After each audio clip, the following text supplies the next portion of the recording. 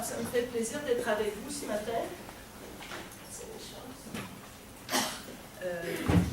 Effectivement, la préoccupation pour les communautés d'apprentissage est arrivée un peu comme une synthèse à beaucoup d'expériences, beaucoup de préoccupations que j'ai eues au cours de ma vie professionnelle. Parce que moi, ça remonte à loin, ma thèse de doctorat portait sur les processus de changement en éducation. Et travaillant sur les processus de changement, travaillant sur les méthodes de recherche, j'en suis venue à m'intéresser évidemment au développement professionnel des personnels scolaires. Et est apparue dans la littérature au début des années 2000 une préoccupation pour revoir en quelque sorte, repenser en quelque sorte les stratégies de développement professionnel.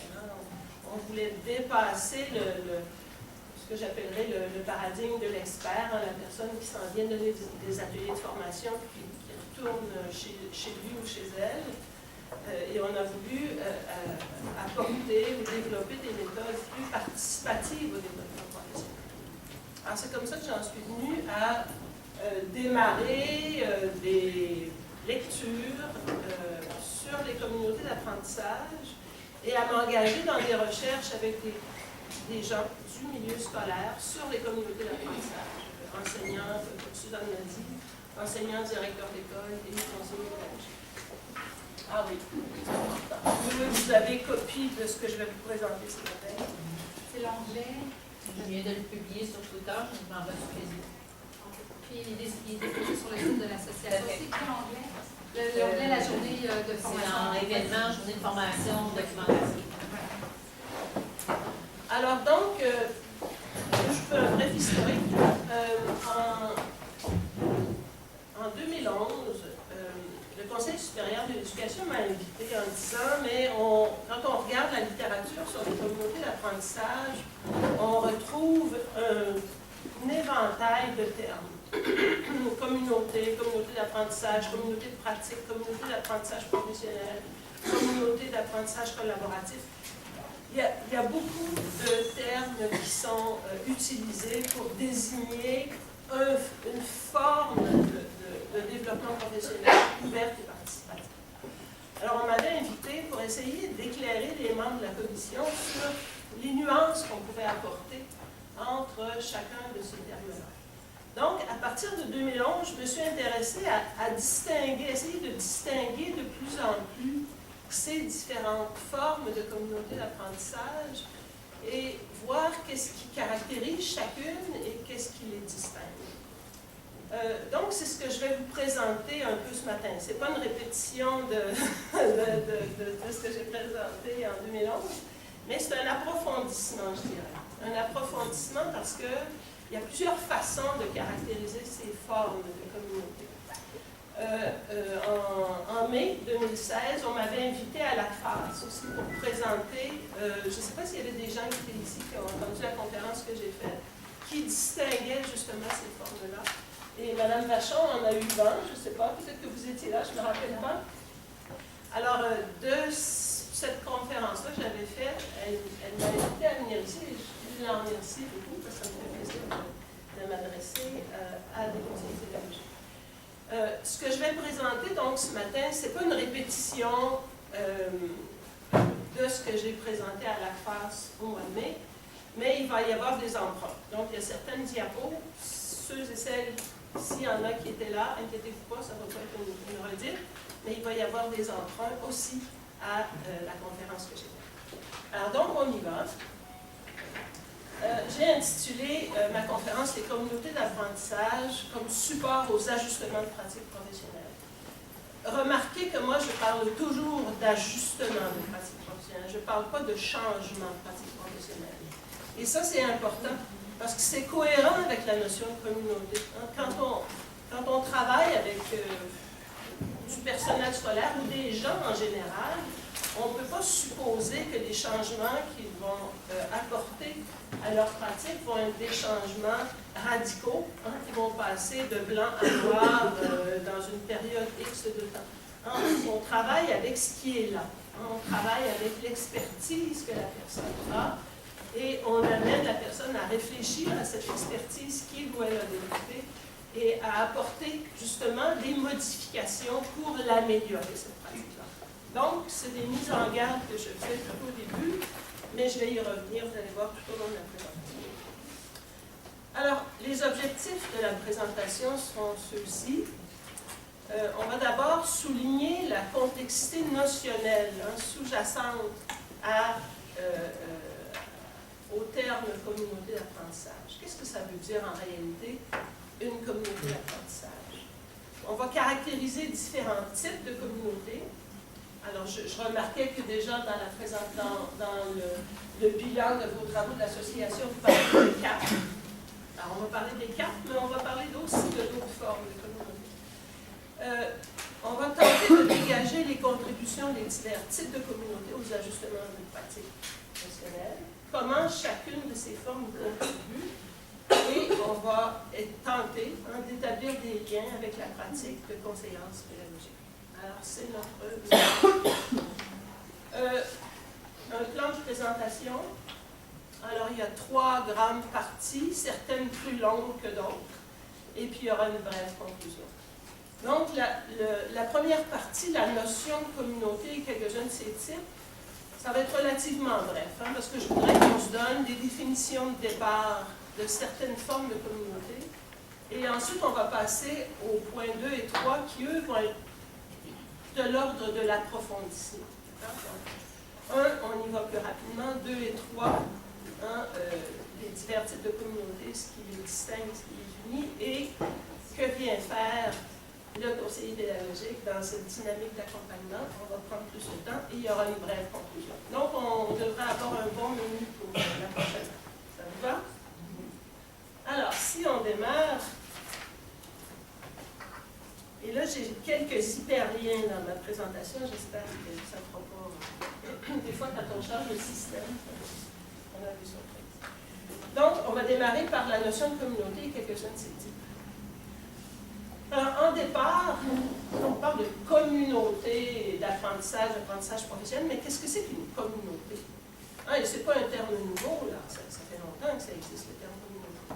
Alors, vous voyez, j'ai une référence de 99, Sergio Giovanni. Alors, c'est un regroupement d'individus qui sont volontairement rassemblés. Ça, le volontairement, on l'oublie des fois.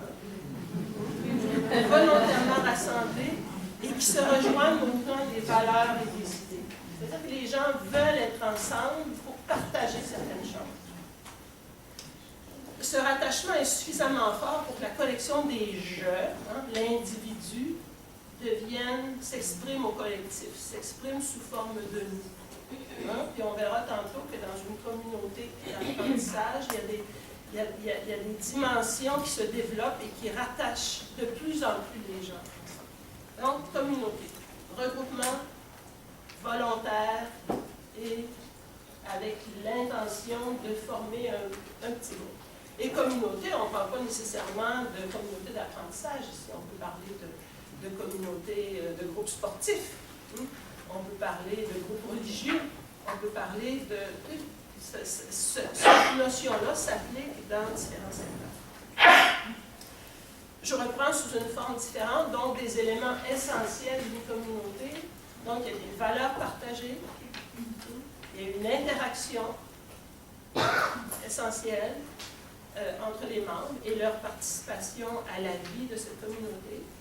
Une interdépendance, c'est-à-dire que l'un devient ressource pour l'autre, on échange, on s'enrichit les uns des autres, on s'améliore les uns des autres. Il y a une prise en compte des perspectives des individus. Il y a des relations signifiantes entre les membres. Donc, ce n'est pas le fait de se rencontrer 1 heure, une fois par mois, qui fait nécessairement de nous une communauté. On a un projet ensemble. Il y a des liens qui sont signifiants entre les membres. Et il y a un sentiment d'appartenance, de sécurité et de confiance qui se développe à la longue. On ne l'a pas en partant nécessairement, mais on tend vers... Donc, et là, moi j'ai déjà une étudiante, Isabelle Orellana, et j'ai produit une bibliographie qui est disponible aussi, Et je pense que vous avez accès. J'ai mis dans la bibliographie la thèse d'Isabelle Orellana, qui a fait vraiment une recherche approfondie sur les communautés d'apprentissage. Dans son cas, c'était appliqué à l'éducation relative à l'environnement. Et je pense qu'elle a fait un inventaire des termes qui tournaient autour de communautés. Je pense qu'elle arrive de mémoire, mais elle arrive à une quarantaine de termes. C'est pas beaucoup, là. Donc, il y a beaucoup de choses à démêler dans la littérature. Mais pour les fins de notre discussion ce matin, je vais parler de communauté. En fait, je vais parler des trois premiers. On va parler de communauté d'apprentissage, communauté d'apprentissage professionnel, et depuis une quinzaine d'années, le CAP, la CAP a vraiment connu un essor important dans le milieu de l'éducation. Il y a les fameuses communautés de pratique. Ça me titille beaucoup. On va en parler des communautés de pratique. Et j'ai un terme qu'on utilise parfois, les organisations apprenantes, qui sont des formes de communauté, mais qui sont plus de l'ordre. On est plus dans une perspective de gestion. Alors, on ne va pas l'aborder ce matin. Ce matin, je vais aborder les trois premiers types. Alors, premier type, communauté d'apprentissage. Alors, évidemment, dans une communauté d'apprentissage, il y a les mêmes caractéristiques que ce qu'on a évoqué tantôt, donc valeurs partagées, interdépendance, etc. Mais ce qu'il y a dans une communauté d'apprentissage, c'est que le projet commun en est un d'apprentissage. On se donne ensemble le projet de développer des compétences, qui n'est pas nécessairement le fait de communauté d'apprentissage, de communauté en général. Donc, communauté d'apprentissage, il y a vraiment un projet d'apprentissage. Il y a le développement d'une, je l'ai dit, une intention de développement, volonté d'une recherche de croissance commune au sein du groupe. Et je voulais arriver à l'autre, il y a partage d'un répertoire. On apprend à nommer les choses de façon similaire. On apprend à porter attention à des types de problèmes. On apprend à résoudre les problèmes avec une certaine approche. Et ça, c'est caractéristique d'une communauté d'apprentissage. Le volontariat est encore là, l'engagement est volontaire. Et dans la littérature, Schussler dit qu'il y a trois dimensions qui la constituent. Dans toute communauté d'apprentissage, il y a une dimension cognitive, c'est-à-dire qu'on est là pour apprendre. Il y a une dimension affective, sans laquelle aucune communauté n'existe. Une dimension affective, c'est-à-dire pour fonctionner en communauté, il faut qu'il y ait un certain climat, il faut qu'il y ait une confiance entre les membres, il faut qu'il y ait un désir d'ouverture, de partage. Donc, il y a des dimensions affectives importantes qui sont présentes dans la communauté d'apprentissage. Et il y a une dimension idéologique. Qu'est-ce que ça veut dire? Ça veut dire que quand on parle d'ajustement de pratique ou de projet de développement professionnel ou de projet d'apprentissage, vous qui travaillez en milieu scolaire, vous connaissez les contraintes qui existent dans le milieu scolaire, les cadres qui encadrent la pratique, que ce soit des conseils pédagogiques, des enseignants, des directions d'école. Il y a des conventions de travail. Donc, la dimension idéologique réfère à tous ces cadres, en fait, qui encadrent une pratique sur laquelle on veut travailler. On n'est pas des agents libres dans le milieu scolaire, on parle du milieu scolaire, on n'est pas des agents libres où on fait ce qu'on veut. Aussi bien. Donc, il y a toujours ces trois dimensions dans une communauté d'apprentissage. La carte, maintenant. Qu'est-ce qui est particulier dans la carte? C'est que, bon, évidemment, une définition type, la carte, j'ai écrit, mais en présence une condition. Donc, la condition, c'est que les gens soient engagés. On l'avait dans l'autre, c'est pas nouveau. Mais il y a une finalité qui n'est pas dans l'autre. C'est celle de supporter la réussite des élèves. C'est-à-dire que dans l'autre, dans la communauté d'apprentissage, le projet de développement commun peut être celui d'apprendre à résoudre les problèmes de violence sur la cour d'école, par exemple. Vous me direz, ça a un effet direct ou ça a un effet sur la réussite des élèves, c'est vrai. Mais le but premier, c'est de travailler sur la violence. Et ça, c'est... Vous allez me dire à ce moment-ci de la présentation, mais là, on coupe les cheveux en quatre. Pas tout à fait. Parce que vous allez voir que dans la CAP, le moteur, l'huile de fonctionnement de la CAP, c'est vraiment de travailler sur les productions d'élèves, de les analyser et d'arriver à se donner des moyens pour y intervenir. Alors que si je travaille sur, je vais prendre un exemple, sur les problèmes de violence sur la cour d'école ou sur l'insertion professionnelle des nouveaux enseignants, on n'est pas dans le même registre.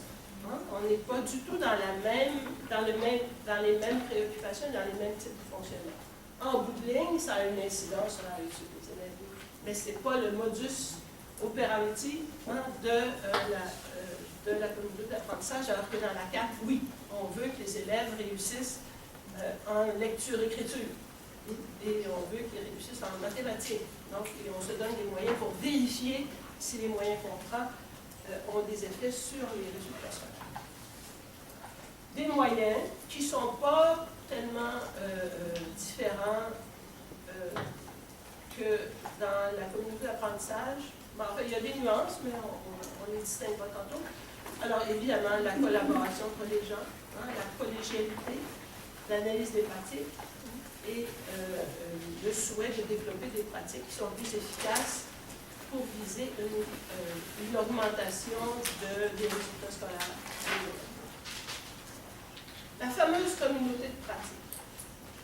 Hein, moi, je vous déclare ce matin que vous êtes une communauté de pratique.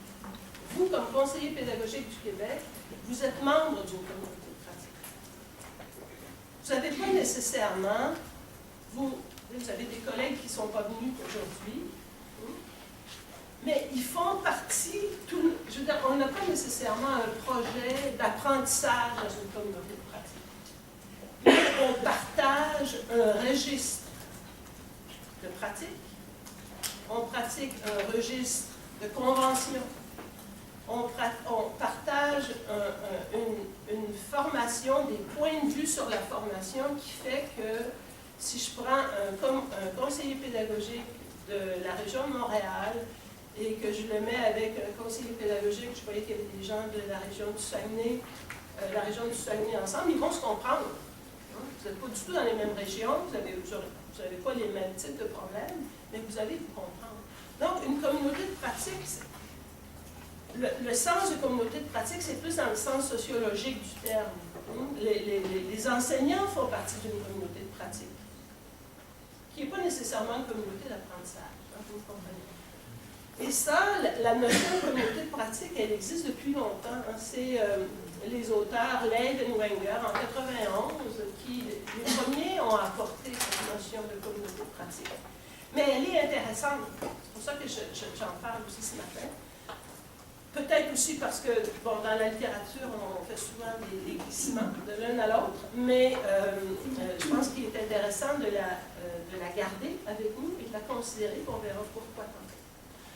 Alors, eux, ils définissent la communauté de pratique comme un ensemble de relations entre des personnes et des activités dans un champ d'intervention spécifique. Conseiller pédagogique, vous êtes un ensemble de personnes, vous avez un champ d'intervention spécifique, vous avez des cadres, des lois, des règles qui régulent votre pratique professionnelle. Et la communauté de pratique comprend aussi un répertoire de pratiques communes. Elle est située dans un environnement précis et elle s'inscrit dans le temps car elle est évolutive. Pourquoi c'est important cette notion? Parce que quand on pense à l'insertion, comment on devient conseiller pédagogique? Comment on adhère à cette communauté de pratique?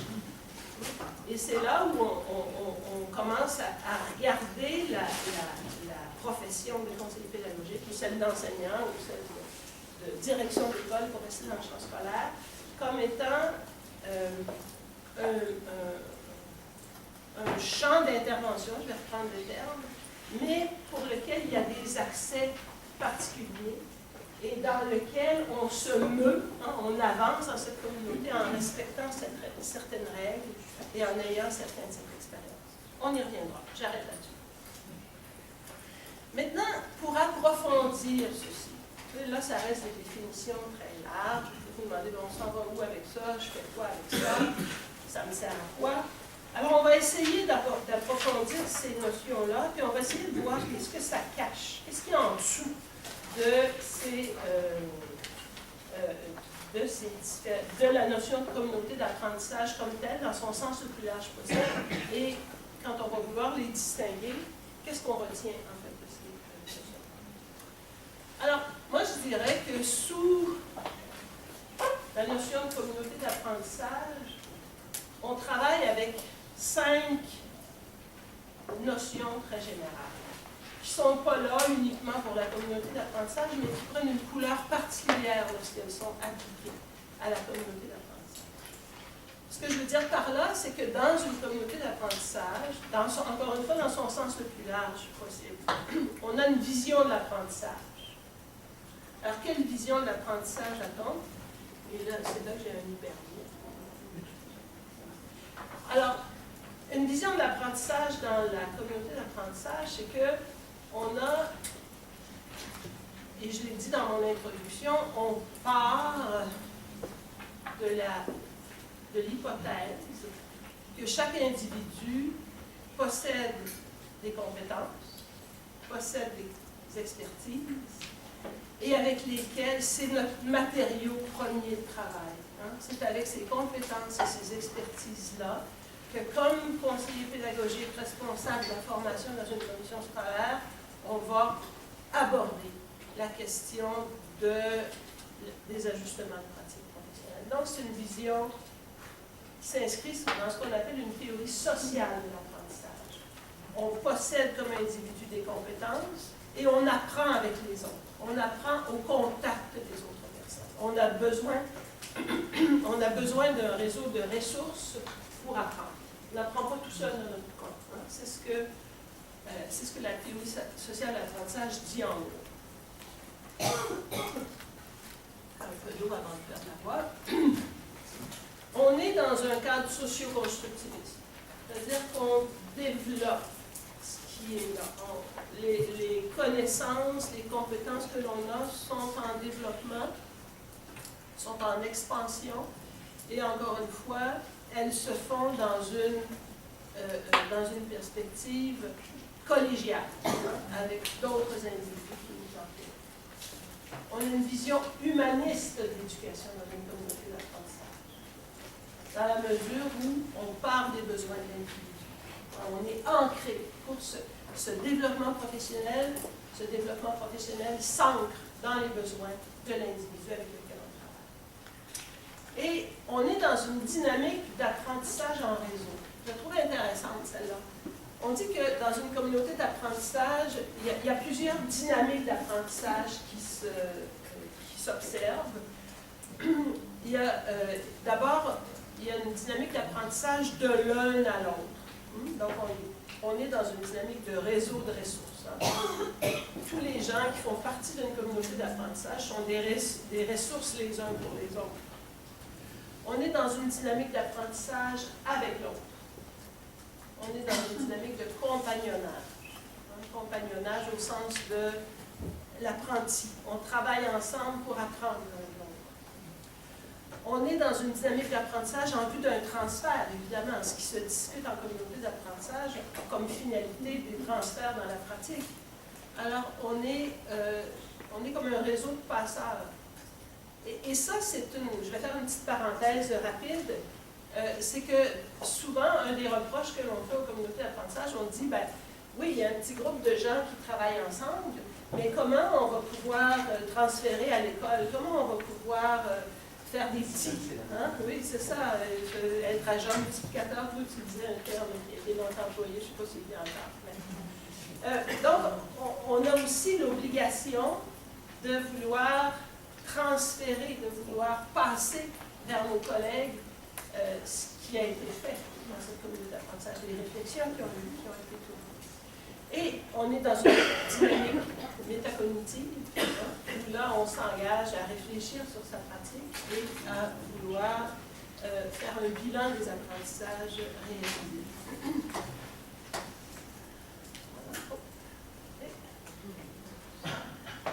Voilà.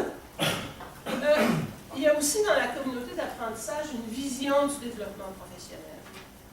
Je l'ai dit aussi dans mon introduction, on n'est pas dans une dynamique de « moi, l'expert, je viens vous dire quoi faire ». On est vraiment dans une dynamique de travailler avec les autres. Alors, on va aller déplier un peu ceci. Alors, on est dans une vision professionnalisante du développement professionnel, contrairement à une vision du déficit.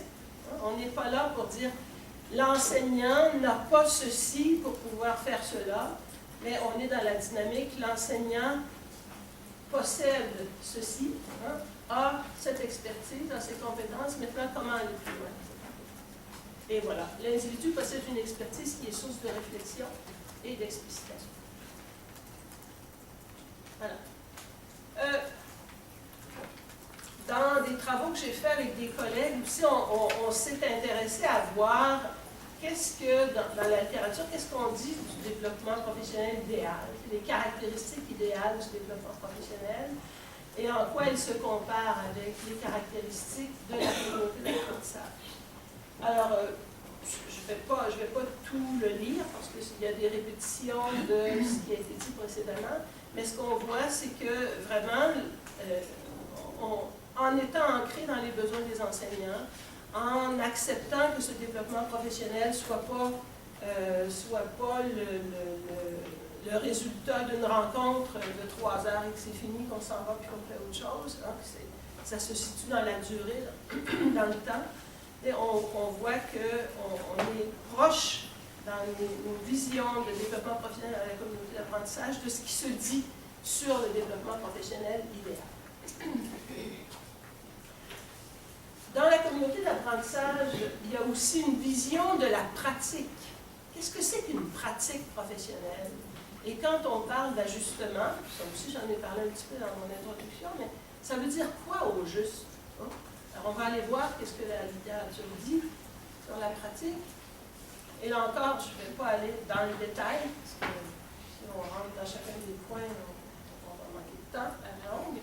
Mais ce que je retiens de ça, c'est que la pratique professionnelle, ce n'est pas juste un geste que l'on pose, mais la stratégie d'enseignement en lecture que j'ai développée comme enseignante, elle est la résultante d'un ensemble de constructions que j'ai faites. C'est-à-dire que cette stratégie d'enseignement à la lecture, elle résulte de ma conception de mon métier, de mon travail, de ma croyance dans ce que c'est que des bonnes stratégies et ce que je devrais faire quand je travaille avec un élève. Elle résulte aussi de ce que j'ai construit comme expérience au cours des années, mon bagage, mon répertoire de ce qui marche et de ce qui ne marche pas. Donc, c'est ce que Zapata a appelé des substrats. Ici, il parle de substrat idéologique. Donc, tout ce que je possède comme symbolique, comme valeur, comme croyance à propos de mon geste professionnel, des savoirs structurants, des connaissances et procédures, donc mon bagage d'expérience, et des savoirs conceptuels. Qu'est-ce que je sais sur l'enseignement de la lecture pour des élèves dyslexiques, par exemple? Donc, quand on travaille aux ajustements de pratique professionnelle, on travaille avec tous ces registres. Et il faut apprendre à les reconnaître et il faut apprendre à composer avec ces registres-là. Et je vais, avant de passer à l'autre, je vais parler des ajustements. Les ajustements de pratique. Pour moi, comme individu, pour accepter de revoir ma pratique, c'est un engagement que je prends. Parce que moi, je suis dans une pratique très confortable, elle marche bien, ma pratique. Et là, tout à coup, on me dit, mais peut-être qu'il y aurait des choses que tu devrais reconsidérer. Donc, comme individu, d'abord, je dois m'engager et je dois me donner un but. Je dois avoir une intention de développement professionnel. Et c'est ce que j'ai appelé, puis Suzanne l'a repris, le fameux projet professionnel d'intervention, ce qu'on a appelé le PPI. Je dois savoir qu'est-ce que je souhaite comme ajustement dans ma pratique. Quelle est la direction que je me donne pour modifier, pour améliorer ce que je fais déjà et avec lesquelles je suis relativement confortable. Donc, la pratique et ses ajustements, ils ont un but, hein, et les ajustements sont toujours intentionnels. Je veux faire cet ajustement. Il n'y a pas personne qui va me forcer de faire ce que je ne peux pas faire. Vous le savez mieux que moi en travaillant dans une commission.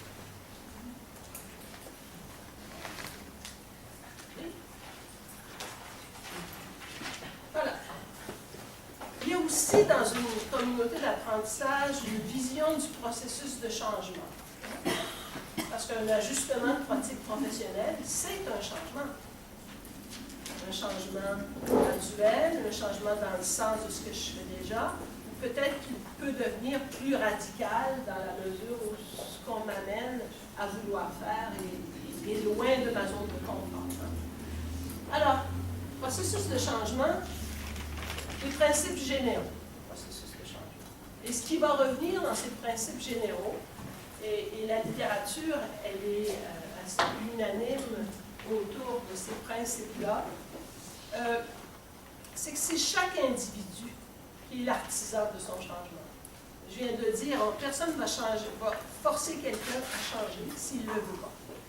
On va pouvoir faire des mimiques de changement, on va pouvoir dire oui, ça me convient, mais une fois que je suis seule dans mon registre de pratique privée, je vais faire un arrêt. Donc, il faut développer ce rapport au changement qui va dépendre de l'individu.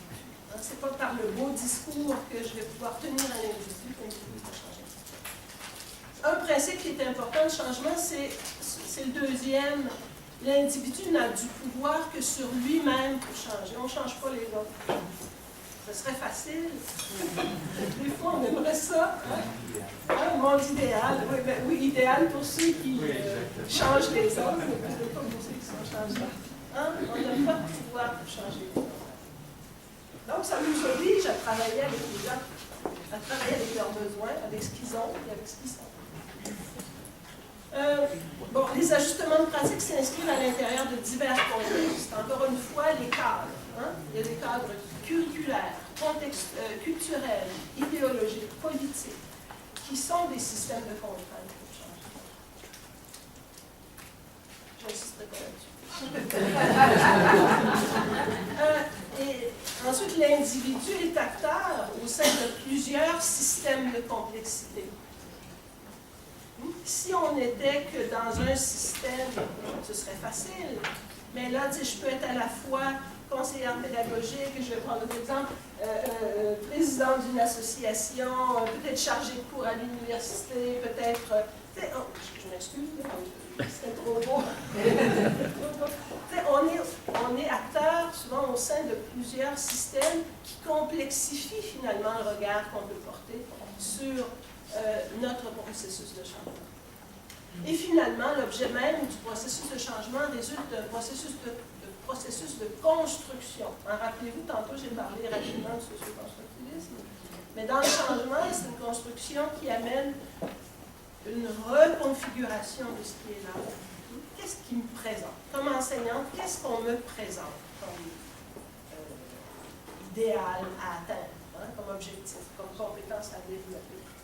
Qu'est-ce que ça fait pour moi? Comment ça impacte sur ce que je suis et sur ce que je fais? Et je finis par y donner sens. Donc, un processus de reconfiguration. Hein, j'organise ceci dans une configuration qui m'est propre, qui m'est individuelle.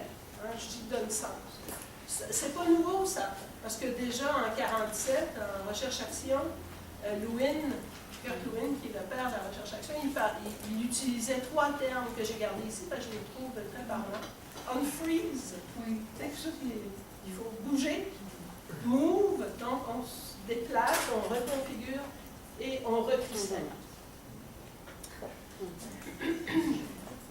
Et finalement, dernière notion qui est présente et qui vous touche particulièrement, c'est la vision de l'accompagnement. Ça aussi, on va y revenir un petit peu plus tard quand on va parler de la pratique d'accompagnement dans la pratique de conseillance pédagogique. Alors, depuis les années 2000, il y a beaucoup d'écrits sur l'accompagnement. C'est vraiment un thème qui est en développement, qui est très, très fertile, très riche. Alors, j'ai juste ici, à ce moment-ci de la présentation, j'ai juste énuméré les thèmes qu'on y retrouve hein, dans la littérature sur l'accompagnement. Puis comme je vous dis tantôt, quand on va parler des conseillers pédagogiques, on va les approfondir. On ne va pas les approfondir, mais on va les réutiliser, certains d'entre eux. Donc, qu'est-ce qu'on retrouve? On trouve des textes qui portent sur les dynamiques entre les membres. Qu'est-ce que ça veut dire accompagner? Quelles sont les attitudes facilitantes? Quel est le climat de travail optimal qu'on devrait créer? On va parler évidemment des dynamiques accompagnées. Donc, on va parler des rapports de collaboration, de facilitation, comment on développe l'esprit critique chez les gens. Il va y avoir des textes qui vont parler des modèles d'accompagnement, comment on accompagne, comment on met en place l'accompagnement. Et on va s'intéresser à la réflexivité, la distance critique, etc. Et les compétences, évidemment, à développer. Suzanne, je pense, a parlé du chantier qui était ouvert dans son équipe de recherche pour arriver à dégager un référentiel de compétences pour accompagner une communauté d'apprentissage. Allons-y maintenant pour la comparaison. Vous êtes prêts? Vous n'êtes pas trop saturé? Vous êtes capable de comprendre?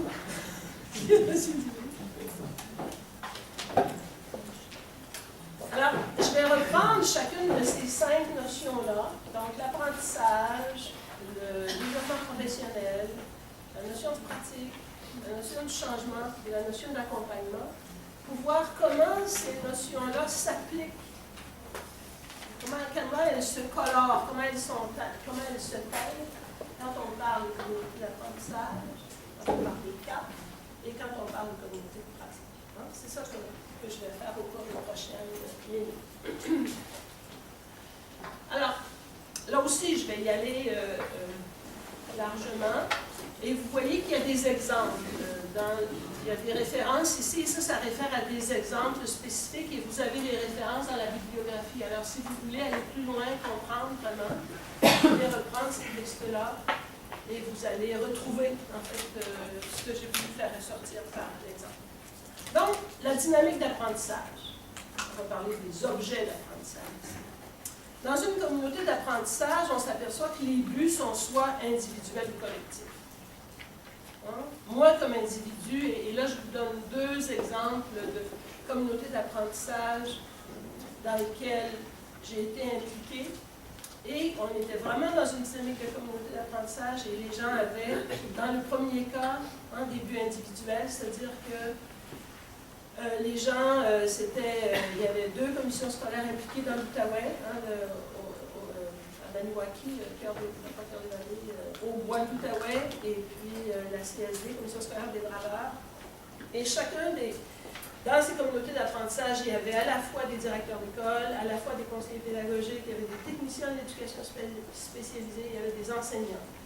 Et chacun arrivait avec son intention de développement professionnel. Je me rappelle d'un enseignant en éducation physique, c'était au secondaire. Cet enseignant en éducation physique, lui, sa grande préoccupation, c'était comment assurer la sécurité des élèves en gymnase. Et j'amène les élèves en gymnase, il y a beaucoup de monde, et comment je fais, c'est ma responsabilité. Alors, lui, pendant le temps de la communauté d'apprentissage, il a travaillé sur cette préoccupation-là. Il faisait des mises à l'essai, il revenait, il disait qu'est-ce qui avait fonctionné, ses collègues l'aidaient, tu vas faire ça, je vais aller t'observer, etc. Donc, c'est un exemple. Dans le deuxième cas, on est encore dans cette communauté d'apprentissage, c'est que mes collègues Couture et Dionne sont spécialistes en didactique des sciences. Et on travaille, on a fait 2 communautés d'apprentissage qui regroupent des enseignants spécialistes qui ont une grande aisance, disons comme ça, qui ont une grande aisance à enseigner les sciences, qui aiment l'enseignement des sciences au primaire et qui veulent améliorer leur enseignement. Donc, c'est un but collectif.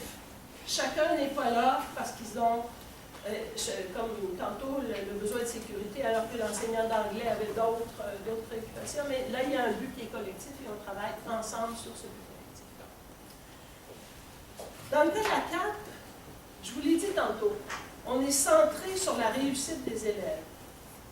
Donc, ce qui regroupe forcément les membres de cette CAP-là, c'est une intention de rehausser, par exemple, les compétences d'enseignement des mathématiques au primaire, deuxième cycle du primaire. En deuxième cycle du primaire, on veut augmenter la réussite des élèves à ce niveau-là. Donc, les enseignants ne viennent pas parce qu'elles ont une préoccupation qui est individuelle, mais elles sont rattachées à cette préoccupation collective. Et la CAP avance grâce à quelque chose qui est très important dans une CAP. Hein. Et si vous lisez les écrits de Martine Leclerc, qui a beaucoup écrit sur la CAP, la notion de communauté d'apprentissage professionnel, elle le souligne à grands traits. C'est-à-dire que la CAP avance grâce aux stratégies de collecte de données qui est mise en place pendant le fonctionnement de la CAP. Donc, on arrive à la CAP avec des productions d'élèves, on analyse les productions d'élèves, on dégage le type d'erreur, par exemple, ou de notions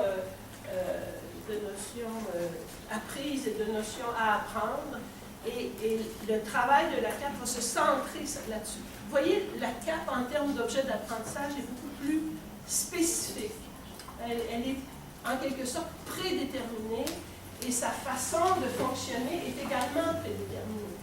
Hein, on va collecter, on va cueillir des données sur la façon dont les gens travaillent.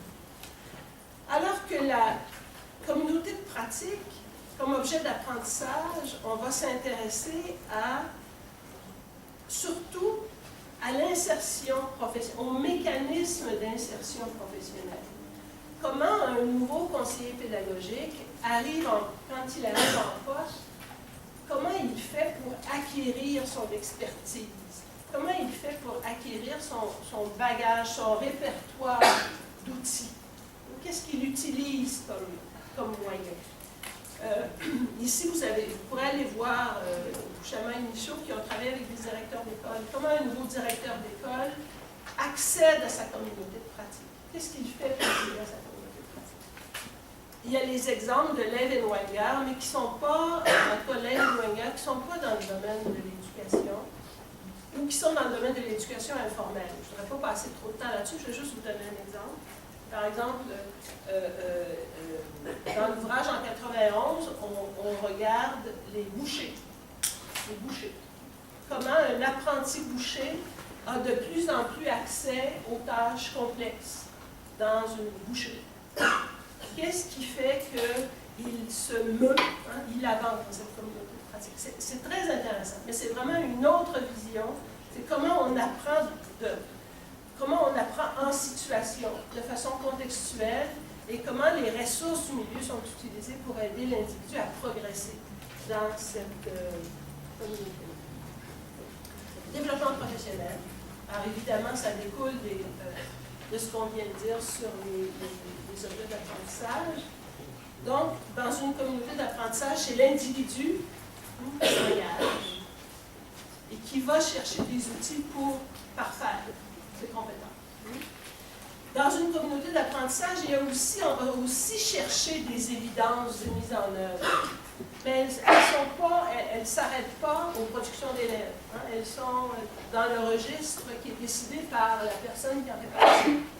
Comme je disais tantôt, on peut inviter un collègue à venir nous observer, on peut poser certains gestes auprès d'un groupe d'individus, prendre des notes ou s'enregistrer, puis ensuite revoir ces enregistrements-là. Donc, on est plus dans l'ordre du... chacun décide des évidences qui vont être le plus claires pour révéler ce qu'il cherche à apprendre.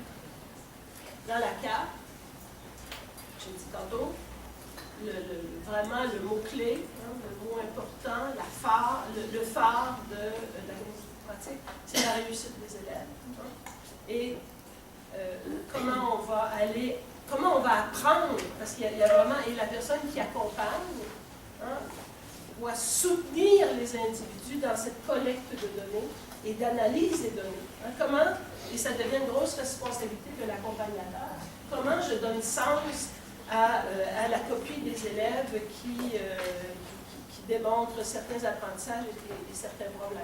Comment je donne sens à ça et comment je décide d'aller de l'avant. Donc, ça devient un apprentissage en soi. Et en communauté de pratique, bien, le développement professionnel se fait en cours de pratique. Et là, on va aller avoir recours à des mentors, à des coachs. On va faire des analyses de pratique pour pouvoir dégager des stratégies qui vont nous permettre d'avancer, d'être considérés de plus en plus experts dans cette communauté de pratique. Donc, de débutant à expert. La dynamique de changement, et là je vais aller plus vite, parce que le temps file. Donc, dans une communauté d'apprentissage, le changement est soit interne ou externe à l'individu. C'est pas très original de le dire comme ça, mais quand l'individu pose des jugements sur sa vie quotidienne, et comme cet enseignant d'éducation physique qui dit, ben moi je suis craintif en gymnase, j'ai besoin d'aide pour me rendre plus compétent à assurer la sécurité de mes élèves. Donc, c'est un changement qui vient de l'intérieur de l'individu. Le besoin de changement vient de l'intérieur de l'individu. Mais dans un cas de rénovation scolaire, rénovation pédagogique, comme on l'a connu au cours des dernières années au Québec, on est dans le cas d'un changement extérieur à l'individu. Les programmes changent. Hein? Les approches pédagogiques, on demande au personnel scolaire de les revoir. Donc, la gestion scolaire est modifiée. Donc, on est dans l'ordre des changements exogènes, c'est-à-dire extérieurs. Dynamique de changement, on est dans le registre des besoins des élèves. Quels sont les besoins des élèves pour assurer leur réussite dans le plan du CAP? On va aller plus loin, je pense que j'en ai parlé. Et dans le cas de la communauté de pratique, c'est cette intention, ce désir de l'individu d'être reconnu de plus en plus expert dans son milieu de pratique. C'est le moteur du changement. Et l'individu va prendre des moyens pour développer cette adhésion de plus en plus grande. Comment je peux faire pour être un meilleur conseiller pédagogique? Quel moyen est-ce que je peux prendre pour progresser dans la mise en place de pratiques efficaces? Et finalement, la pratique et les ajustements effectués.